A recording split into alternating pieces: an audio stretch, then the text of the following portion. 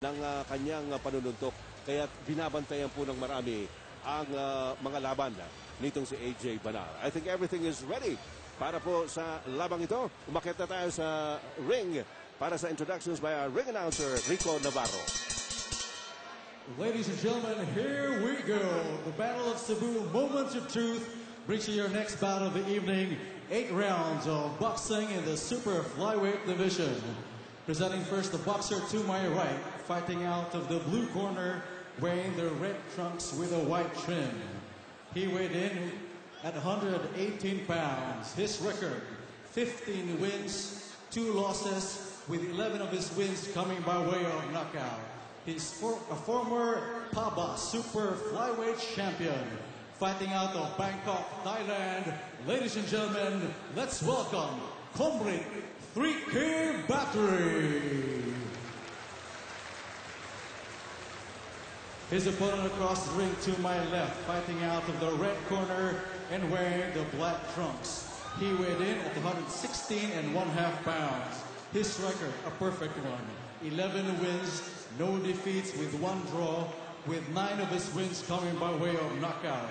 He's currently ranked number 2 by the WBO Asia Pacific. He hails from Ermita, Cebu, and fights out of the Ala Boxing Gym. Ladies and gentlemen, AJ Bazooka Banal. Bazooka Banal, ladies and gentlemen.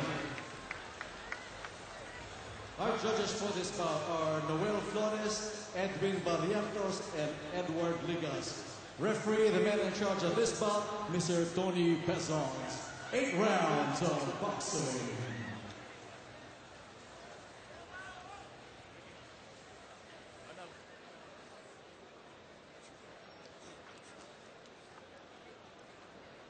We're fighting 8 rounds under bros. Do not use your head. Do not use your elbow. No hitting below the belt. Those who can make the knockdown must go to the farthest neutral corner. Okay?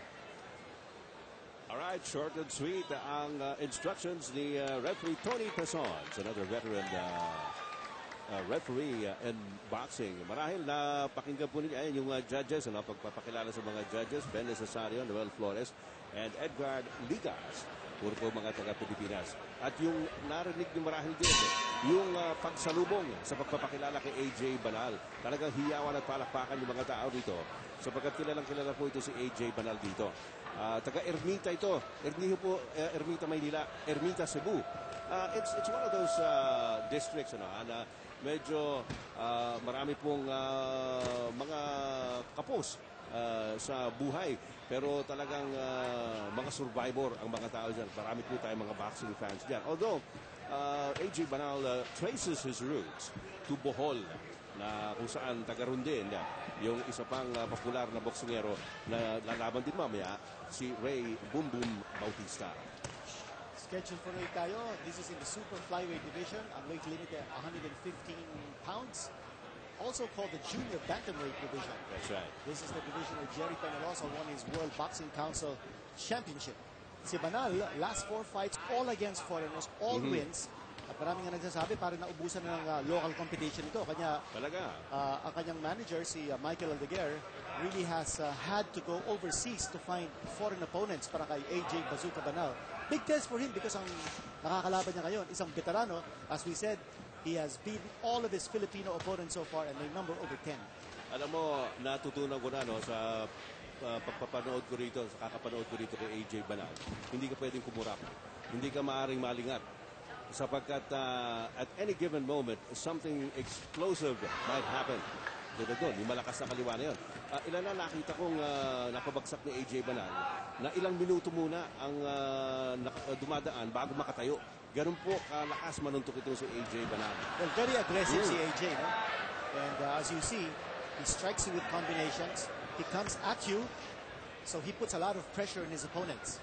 Pero kung maalala mo, Pinito, yung isang kinover natin sa Tagbilaran, kung saan siya lumaban, ano? Tama yun. Nung umpisa, medyo mabagal at parang tentative itong si AJ Banal. Ngayon, iba yung pinakikita niya, no? May bilis. Sabi ko, isa sa tayo, huwag kayong kukurap. Dahil ganyan ang style nito si AJ Banal, ano? Wala na Wala to. na ito, wala na. Duling na eh. Duling, no? Hindi one punch makakatingin ng knockout. diretso. Kanan, kaliwa yata. Oo. Parang kombinasyon ng tingin ko eh. Kung makikita natin sa insert Ayan ang replay, sinasabi AJ natin. Banal. Yung dito sinasabi ko eh. Plastado ang kalaban eh. Pagka pinabugsak ka ni AJ Banal, malamang at sa malamang, medyo matatagalan ka para makarecover. Kumrit, kay Battery tried to get up. Pero nakita natin, his eyes were crossed. At halatang hilong-hilo ito, no? Ito ang Okay, instant titingnan natin. replay, no? Ano ba nangyari? First Paano round na po na-set ito. up? Oo, paano na-set up ni AJ Banal itong knockout? Ang napakabilis ng pangyayari, pero huli ko nakita ang suntok eh, kaliwa eh. Ayun!